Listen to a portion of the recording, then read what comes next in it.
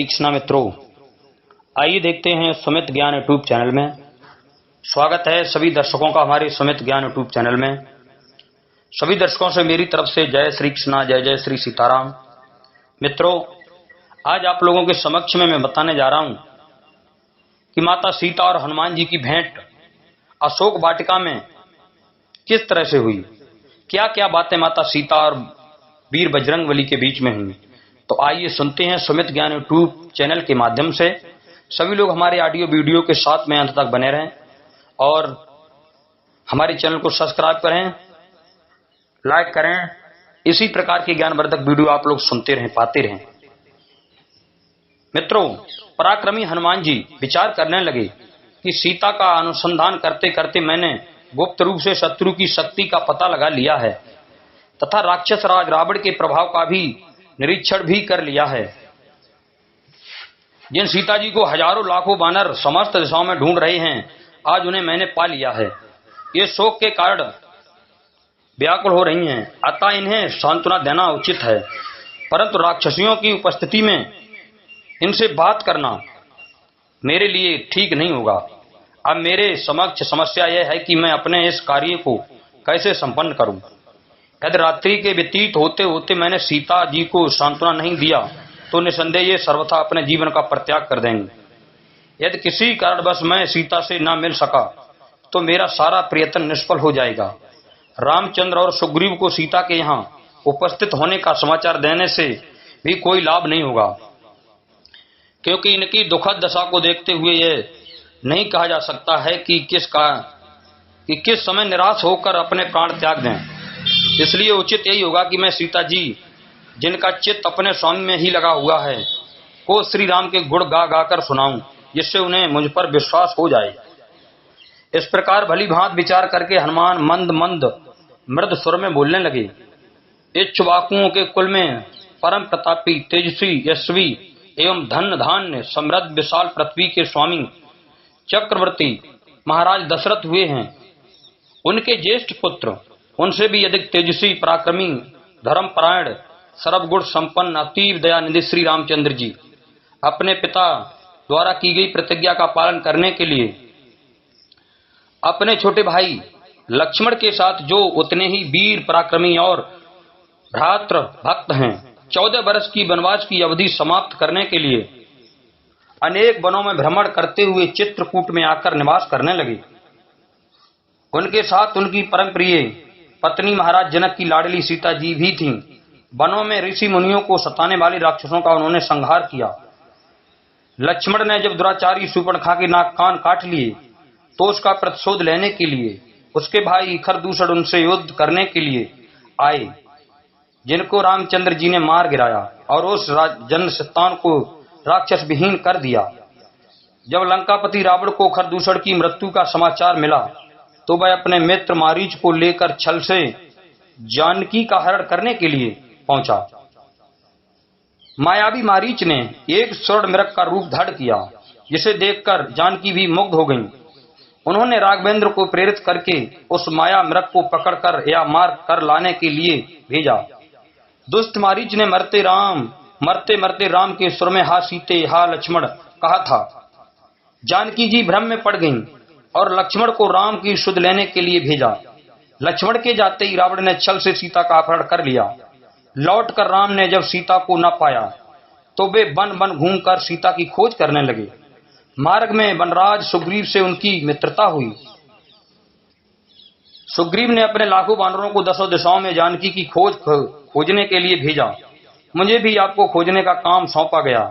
मैं 400 कोस चौड़े सागर को पार करके यहाँ पहुंचा हूँ। श्री रामचंद्र जी ने जानकी के रूप, रंग, आकृति, गुणों आदि का जैसे वर्णन किया था, उस शुभ गुणों वाली देवी को आज मैंने देख लिया है। इतना कहकर हनुमान चुप हो गए। उनकी बातें सुनकर जनक नंदिनी सीता को विस्मय योग प्रसन्नता हुई। जब उन्होंने ऊपर नीचे तथा इधर उधर दृष्टिपात किया तो शाखा के भीतर छुपे हुए विद्युत पुंज के समान अत्यंत पिंगल वर्ण वाले श्वेत वस्त्रधारी हनुमान जी पर उनकी दृष्टि पड़ी। स्वयं पर सीता जी की दृष्टि पड़ते देखकर मूंगे के समान लाल मुख वाले महा तेजस्वी पवन कुमार उस अशोक वृक्ष से नीचे उतर आए। माथे पर अंजलि बांध सीता जी निकट आकर उन्होंने विनीत भाव से दीनता पूर्वक प्रणाम किया और मधुर वाणी में कहा, हे देवी, आप कौन हैं? आपका कोमल शरीर सुंदर वस्त्र आभूषण से सुसज्जित होने योग्य होते हुए भी आप इस प्रकार का नीरस जीवन व्यतीत कर रही हैं। आपके अश्रु भरे नेत्रों से ज्ञात होता है कि आप अत्यंत दुखी हैं। आपको देखकर ऐसा प्रतीत होता है कि आप आकाश मंडल से गिरी हुई रोहिणी हैं। आपके शोक का क्या कारण है? कहीं आपका कोई प्रियजन स्वर्ग तो नहीं सिधार गया? कहीं आप जनक नंदिनी सीता तो नहीं हैं, यह लंकापति रावण जन स्थान से चुरा लाया है? जिस प्रकार आप बार बार ठंडी सांसें लेकर हा राम पुकारती हैं, उससे ऐसा अनुमान लगता है कि आप विधेय कुमारी जानकी ही हैं। यदि आप सीता जी हैं तो आपका कल्याण हो। आप मुझे सही सही बताइए, क्या मेरा यह अनुमान सही है? हनुमान का प्रश्न सुनकर सीता बोली, हे वानरराज, तुम्हारा अनुमान रस सही है। मैं जनकपुरी के महाराज जनक की पुत्री, अयोध्या के चक्रवर्ती महाराज दशरथ की पुत्र वधू तथा परम तेजस्वी धर्मात्मा श्री रामचंद्र जी की पत्नी हूँ। जब श्री रामचंद्र जी अपने पिता की आज्ञा से वन में निवास करने के लिए आए तो मैं भी उनके साथ वन में आ गई थी। वन से ही यह दुष्ट पापी रावण छल पूर्वक मेरा अपहरण करके मुझे यहाँ ले आया। वह मुझे निरंतर यातनाएं दे रहा है। आज भी वह मुझे 2 मास की अवधि देकर गया है। यह 2 मास के अंदर मेरे स्वामी ने मेरा उद्धार नहीं किया तो मैं अवश्य प्राण त्याग दूंगी। यही मेरे शोक का कारण है। अब तुम मुझे कुछ अपने विषय में बताओ। सीता के वचन सुनकर वानर श्रोमणी हनुमान जी ने उन्हें सांत्वना देते हुए कहा, देवी, मैं श्री रामचंद्र का दूत हनुमान हूँ और आपके लिए संदेश लेकर आया हूँ। विधेय नंदिनी श्री जनक रामचंद्र और लक्ष्मण सकुशल हैं और उन्होंने आपका कुशल समाचार पूछा है। रामचंद्र जी केवल आपके वियोग में दुखी और शोकाकुल रहते हैं। उन्होंने मेरे द्वारा आपके पास अपना सकुशल समाचार भेजा है और तेजस्वी लक्ष्मण जी ने आपके चरणों में अपना अभिवादन कहलाया है। पुरुष सिंह श्री राम और लक्ष्मण का समाचार सुनकर देवी सीता के संपूर्ण अंगों में हर्ष जनित रोमांच हो आया और उनका मुरझाया हुआ हृदय कमल खिल उठा। विषादग्रस्त मुखमंडल पर आशा की किरणें प्रदीप्त होने लगीं। इस अप्रत्याशित सुखद समाचार मृत प्राय शरीर में नवजीवन का संचार किया। तभी अकस्मात सीता को ध्यान आया कि रामदूत कहने वाला यह वानर कहीं स्वयं मायावी रावण ही न हो।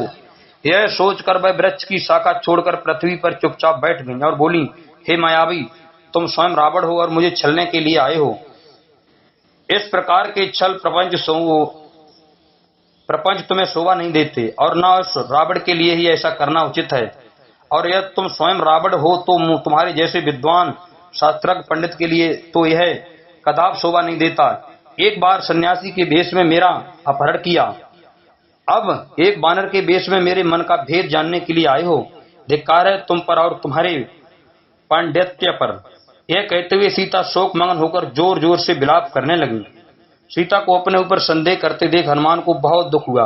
वे बोले, देवी, आपको भ्रम हुआ है। मैं रावण या उसका गुप्तचर नहीं हूँ। मैं वास्तव में आपके प्राणेश्वर राघवेंद्र का भेजा हुआ दूत हूँ। अपने मन से सब प्रकार के संशयों का निवारण करें और विश्वास करें कि मुझसे आपके विषय में सूचना पाकर श्री रामचंद्र जी अवश्य दुरात्मा रावण का विनाश करके आपको इस कष्ट से मुक्त दिलाएंगे। वह दिन दूर नहीं है जब रावण को अपने कुकर्मों का दंड मिलेगा और लक्ष्मण के तीक्ष्ण बाणों से लंकापुरी जलकर भस्मीभूत हो जाएगी। मैं वास्तव में श्री राम का दूत हूँ। वे वन वन में आपके वियोग में दुखी होकर आपको खोजते फिर रहे हैं। मैं फिर कहता हूँ कि भरत के भ्राता श्री रामचंद्र जी ने आपके पास अपना कुशल समाचार भेजा है और शत्रुघ्न के सहोदर भ्राता लक्ष्मण ने आपको अभिवादन कहलवाया है। हम सबके लिए यह बड़े आनंद और संतोष की बात है कि राक्षस राज के फंदे में फंसकर भी आप जीवित हैं। अब वह दिन दूर नहीं जब आप पराक्रमी राम और लक्ष्मण को सुग्रीव की असंख्य वानर सेना के साथ लंकापुरी में देखेंगे। वानरों के स्वामी सुग्रीव रामचंद्र जी के परम मित्र हैं। मैं उन्हीं सुग्रीव का मंत्री हनुमान हूँ, न कि रावण या उसका गुप्तचर हूँ, जैसा कि आप मुझे समझ रही हैं। जब रावण का आपका हरण करके ला रहा था उस समय जो वस्त्र भूषण आपने फेंके, आपने हमें देखकर फेंके थे, वे मैंने ही संभाल कर रखे थे और मैंने ही उन्हें राघव को दिए थे। उन्हें देखकर रामचंद्र जी वेदना से व्याकुल होकर विलाप करने लगे थे। अब भी वे आपके बिन वन में उदास और उन्मत्त होकर घूमते रहते हैं। मैं उनके दुख का वर्णन नहीं कर सकता।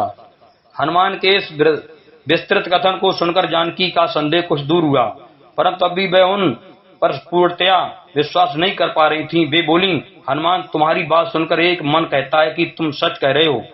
मुझे तुम्हारी बात पर विश्वास कर लेना चाहिए, परंतु मायावी रावण के छल प्रपंच को देखकर मैं पूर्णतया आश्वस्त नहीं हो पा रही हूँ। क्या किसी प्रकार तुम मेरे इस संदेह को दूर कर सकते हो? सीता जी के तर्कपूर्ण वचनों को सुनकर हनुमान ने कहा, हे महाभागे, इस मायावी कपट पूर्वक वातावरण में रहते हुए आपका हृदय शंकाकुल हो गया है। इसके लिए मैं आपको दोष नहीं दे सकता, परंतु आपको ये विश्वास दिलाने के लिए मैं वास्तव में श्री रामचंद्र जी का दूत हूँ। आपको एक अकाट्य प्रमाण देता हूँ। रघुनाथ जी भी यह समझते थे कि संभव है कि आप मुझ पर विश्वास ना करें। उन्होंने अपनी यह मुद्रिका दी है, इसे आप अवश्य पहचान लेंगी। यह कहकर हनुमान ने रामचंद्र जी की वह मुद्रिका सीता को दे दी, जिस पर राम का नाम अंकित था। जय श्री कृष्णा मित्रों, जय जय श्री सीताराम। हमारे चैनल को सब्सक्राइब करें, लाइक करें और भी ज्ञानवर्धक वीडियो पाएं।